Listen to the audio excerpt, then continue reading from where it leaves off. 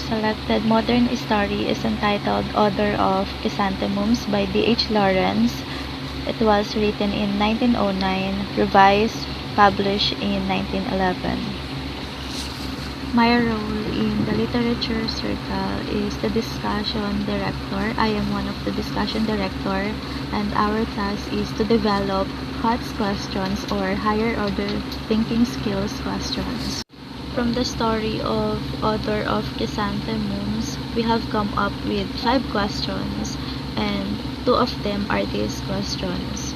The first one is, if you were the author, what would you change in the story of the Odor of Chrysanthemums? And the second one is, what do you think the chrysanthemum represents or symbolizes in the story? Hello everyone, I am Cyril Grace D. Cristobal, one of the discussion directors in our group along with Sheila Huno. If you are Elizabeth Bates, would you hide the truth from your children about the death of their father as well? Why? Then my next question comes. The novel ended without showing the 2 children's reaction, which makes me wonder if the 2 children found out about their father's death. So my next question is, imagine the 2 children finding out about their father's death. How do you think would they react? Like that. And also, another wondering for the third question, what do you think would happen now to the Bates family after Mr. Bates' death? These 3 are the questions I made up to let the readers think and imagine about the Bates family, that no one knows what happened next because it ended just like that. Hello, I'm Angelica Rose Carrick from the College of Education at Dr. Yangas College. So, I found a story of Lawrence entitled Odor of Chrysanthemum.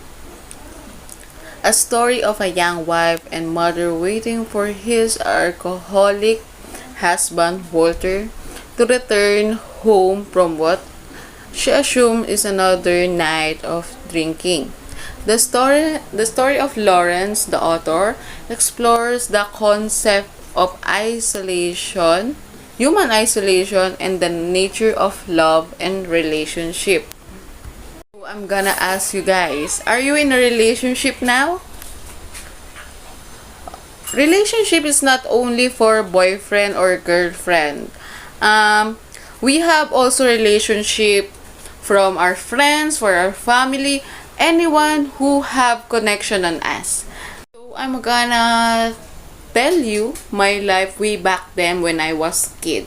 So when I was a kid, I always asked my mom why he always tolerate my father irresponsibility, laziness, and his vices. Because our life way back then was cruel as hell. We always suffer financially. Father was a well-known drunker in our place. There is no days that pass that he don't drink alcohol and get some hit of cigarettes. For him, being the front of the battle of an alcohol is escape from the poorness and a lot of problem we face that time. Him and my mom always have an endless argument. I always ask mom why we don't leave him, why we don't stop caring at him. Until one day he diagnosed that he have cancer, specifically throat cancer. He got that because he usually smoke and drinks since he is in high school. The fear embracing us until I realized no matter how bad he was, irresponsible he was, he is still our father and a wife and a husband from my mom. The question I always asked on my mom was answered. she got married on him, a sign that he accept him wholeheartedly, that they promise to each other that no matter what happened, they will stick together, no matter what problem that will come. The story of Lawrence simply told us that if you love someone, or if you will love someone, you should ready yourself by accepting them on what they are, what the bad side they have. You need to accept them, and if that bad side is not tolerable, you should help them to improve. So I'm gonna leave you all, guys. That's for all today's video. Bye. Good day, everyone. I'm Vince De La Cruz, and I'm here to tell you all how I connect the story of Mr. David Herbert Lawrence about his short story called Order of Chrysanthemums in Real-Life Situations. Nowadays, broken family was really popular, most especially in Philippines. It's very sad to think that many children are the most affected in this kind of situation. Why do people decided to get married after a very long time, but after a few months of getting married, it's easy for them to get separated? A fractured family is one in which the members have substantial emotional issues with one another. The parents did not provide the children with necessary home life, and the family dynamics were unhealthy. The kids do not feel loved or protected. Apart from divorce, the parents suffer as a result of a fractured family due to death and other factors. They experience grief and worry when their children die. Their emotional anguish has a negative impact on their health.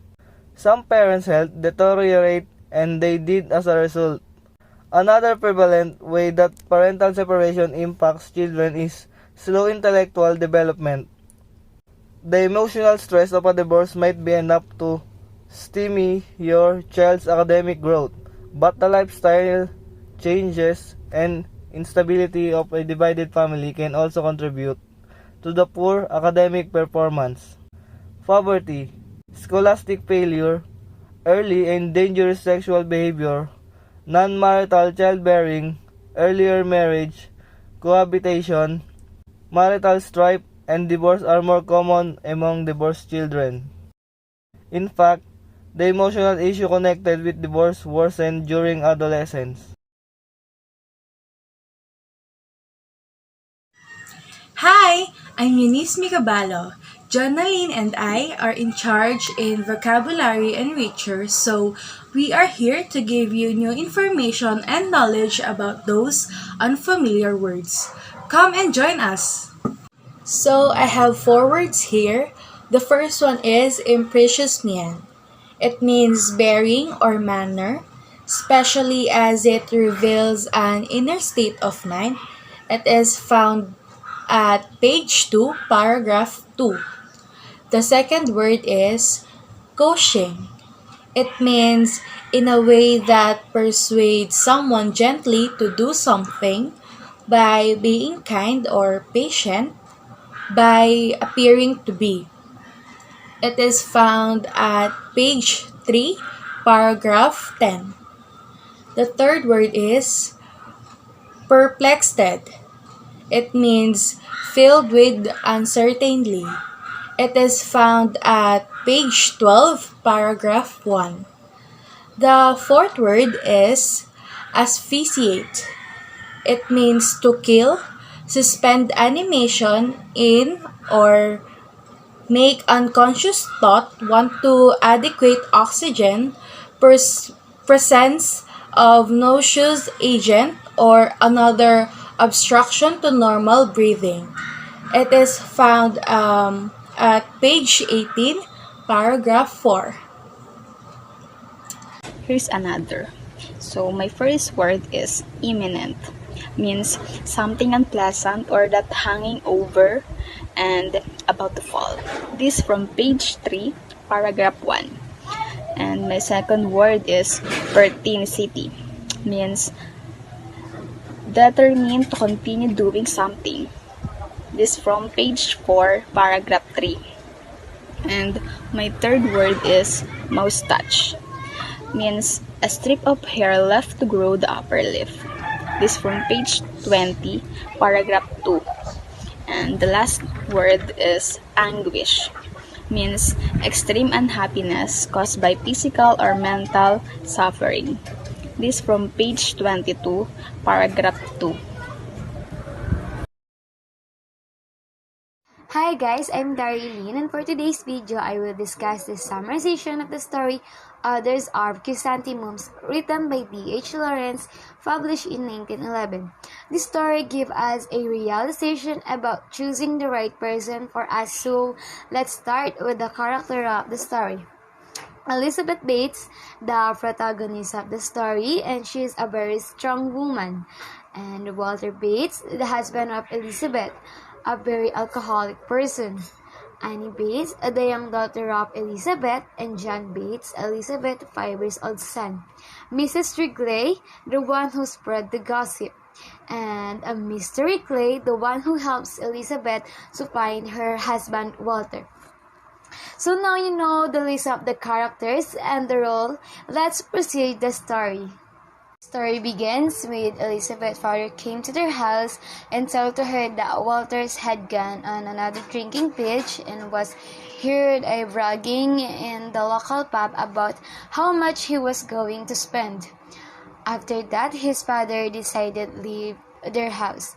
Elizabeth enters the kitchen where the table is set and awaiting Walter's return so that the family can have their tea. But Walter did not came home yet, so that Elizabeth continues preparing the meal. When she sees Annie, she asks if her Annie sees her father, but Annie's response she didn't see his father. Elizabeth fears that Walter is again at the pub. Annie said to her mom, Elizabeth, that she is hungry, so Elizabeth decided to eat even though Walter is not home. After finishing the dinner, Annie and John were playing while they waiting to their father. But Elizabeth said to their child that it's late in the evening, so they need to go sleep. After she preparing the child, she realized that Walter will not get home until it's again carried in intoxicated by his friend. She leaves the house around 8 o'clock. She walks up to a row of houses and enters a passage between two of them. Asking Mrs. Wrigley if her husband is at home, Mrs. Wrigley responds that he has eaten his dinner and gone to the pub for a quick drink and that she will go locate him. Mrs. Wrigley appears soon after, accompanied by her husband. She informed Elizabeth that the last time he saw Walters, he was finishing a work at a coal mine. Mr. Wrigley offers to go find out whether Walter is simply at another bar, as Elizabeth suggests. Mr. Wrigley goes to her neighbor's house to disseminate the new rumors while he walks her home.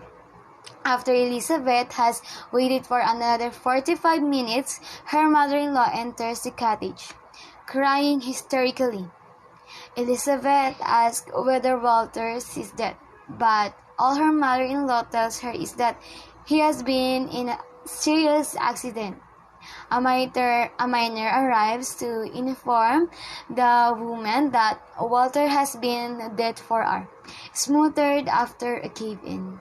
Elizabeth's mother-in-law dissolves into tears, and Elizabeth quickly silences her, afraid that her wailing will wake up children. She moved into the parlor to clean space on the floor where the body can be laid. She spreads a cloth on the floor to protect the carpet, takes out a clean shirt to air it, and then waits in the pantry. Elizabeth embraces the body, trying to make a connection to her husband's still warm corpse. She and Walter's mother watch the body. Elizabeth presses her cheeks against the body, but is repulsed by dead flesh. She laments her marriage and the hand she has pictures. Walter's mother resources Elizabeth from her musing. Elizabeth, unable to weep, goes to fetch a search. With difficulties, she dresses Walter, covering him in sheets and locking the parlor doors. she tie-dyes the kitchen. Afraid and ashamed of the harsh realization she has come to ask a result of Walter's death. So, in the end of the story, we can learn from Elizabeth's sacrifices. Though Elizabeth initially emerged as the long-suffering wife who deserves sympathy, her response to Walter's death reveals that she is not as blamed for her unhappiness. As she first appears at the first, Walter seems to be clear cause of Elizabeth's difficulties in life. That's all, guys. Thank you for watching.